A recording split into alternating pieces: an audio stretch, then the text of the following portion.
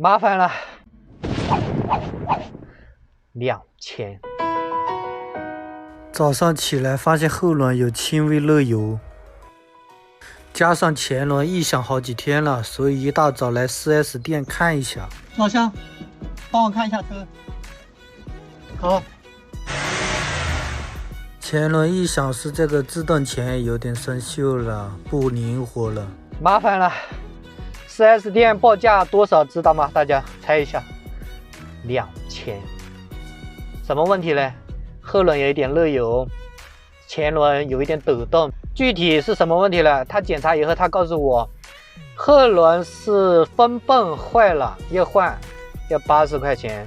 但是80块钱换了以后呢，刹车油会漏掉，就要导致它排中空。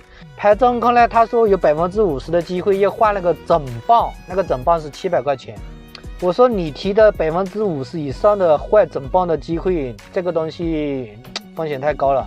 他说你这个车这么旧了，5、6年，绝对超过50%，绝对的。他说前轮什么问题呢？制动钳有一点不灵活，可能有点生锈，有一点不平衡，有点抖动。但是他报的价是多少呢？他说制动钳要换一个要420。我说这个你打一点油不就行了吗？为什么要换呢？他说我们不敲的，你这个生锈了只能换。那我说你打一点油，轻轻的油一下，多油几下不就油好了吗？他说这个不搞的，不符合他们的维修原则。我说那你换一个420，两个840，加人工费150，还加150的刹车片。天啦，我说那就1000多，加后轮那个风泵就930加1150，那就要2000，哇，2000过了。我说那一个破面包车一点抖动一点漏油就2000多，这个维修费太高了，我承担不起。他说那没办法了，没得帮你搞，那我还是走吧。这种小问题我觉得应该是几百能搞定的，不可能上到2000。现在来到番禺一家小修理店，老板600块钱帮我全搞好了，换了挺多东西的。后轮风泵70，他报价30人工费。